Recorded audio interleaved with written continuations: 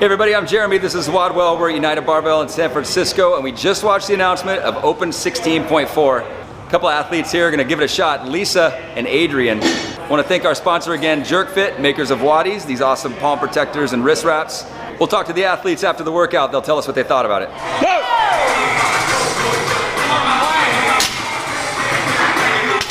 The deadlifts, I was deciding between going singles or sets of 5 all the way through, and decided to do sets of 3. So I was thinking, like, why push it? Because I was worried that my rest time would get significantly longer. Yeah, so when I was warming up, the sets of 5 felt really good. And I was feeling good going in. I was hitting the 5s nice.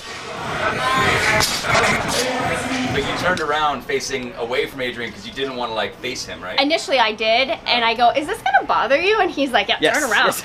No, it was your idea. Yeah, because like He's for like, some reason when I'm looking like someone in the eyes when I'm working Yeah. out with someone, it sort of messes me up. I would So have stared at you too, the whole way.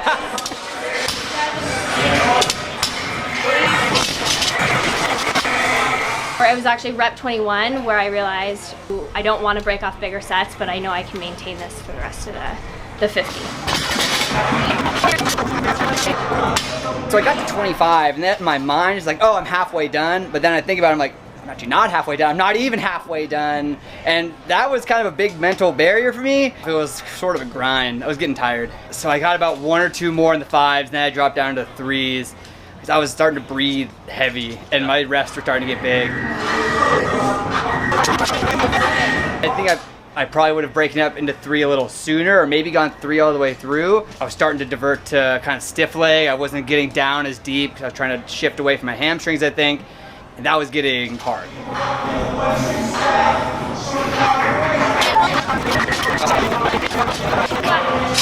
When I was walking away from the deadlifts toward the wall balls, my hamstrings were really tight, really on fire. And I thought it was going to be a much more difficult when I got into the wall balls to start doing them, but actually it was okay. It was more just a cardio piece.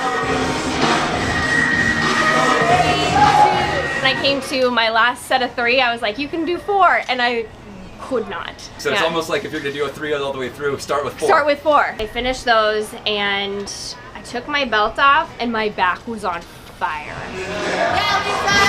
All right, let's go. I was trying to just not burn out. I actually recommend, if you can, don't break it up as much, just because I think they're a relatively lighter movement. If you can keep moving through like sets of 10. My initial thought was to go in with sets of 15, do 3 sets of 15, and then finish with a set of 10, and that went straight out the window.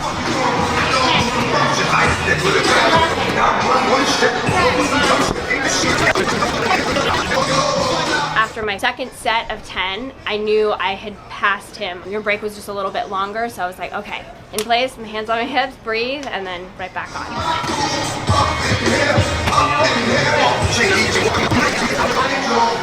Quite a few no reps. I wish I had spent a little bit more mental strength, just locking out all the way, just popping the ball as high as I can, because it just was not worth it to get a set of 4, get a no rep.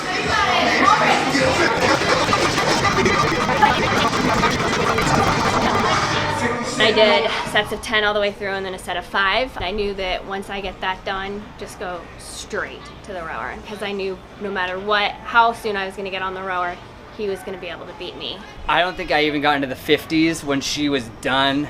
So that was just for me, just trying to get those finished and get on the rower as soon as possible. I was taking a lot of rest, but I knew it was time to start moving faster.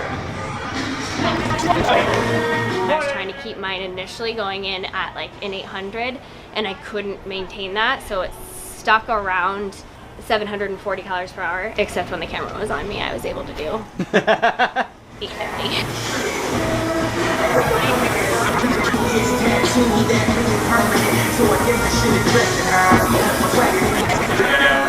Just my lower back felt so tight on the rower, kind of just blackout, like just go.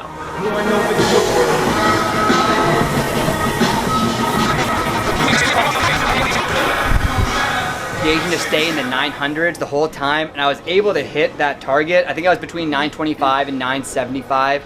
but it was terrible. You're like already tired and it's just a grind to keep moving and the calories go so slow. The only one I remember was hitting 15 when I was already tired, and then I mentally checked out. Like I saw 15, I was like, I'm only at 15, like I need to stop looking at it. Yeah, so the main thing I looked at was just the pacing. Just every so often I'd look at the pacing and say, am I in my 900s? Yes, just keep going, stay there.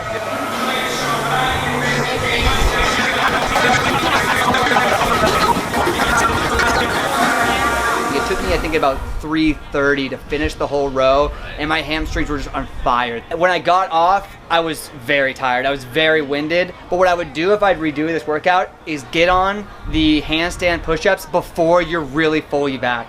When I finally did start doing it after maybe 10 to 20 second rest, maybe even longer, it was much easier than I thought. My arms, they were much more fresh than I thought. First set was easy, but what ended up happening is I started getting a lot of no reps. I was getting 2 or 3 sometimes in a row of no reps, and I couldn't really figure out what I was doing wrong. I was trying to point my toes, I was trying to keep my chest as tight as possible, and it just wasn't getting it. I had to drop down. By the time I got off the rower, I had 42 seconds, and my goal was walk over, take 1 deep breath, stay upside down, and do as many as you can. Finish strong, come on.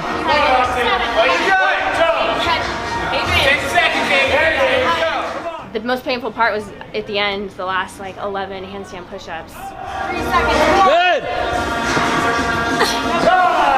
Woo! Way to finish.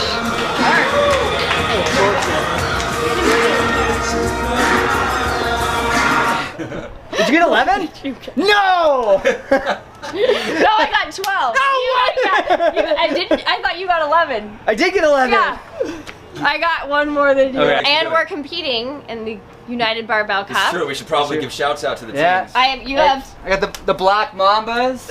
Too Fit to Quit. Yeah, our house cup. Hashtag keeping it real. Everybody's gonna be using that. That's right, everyone's gonna be doing that now. Get it trending.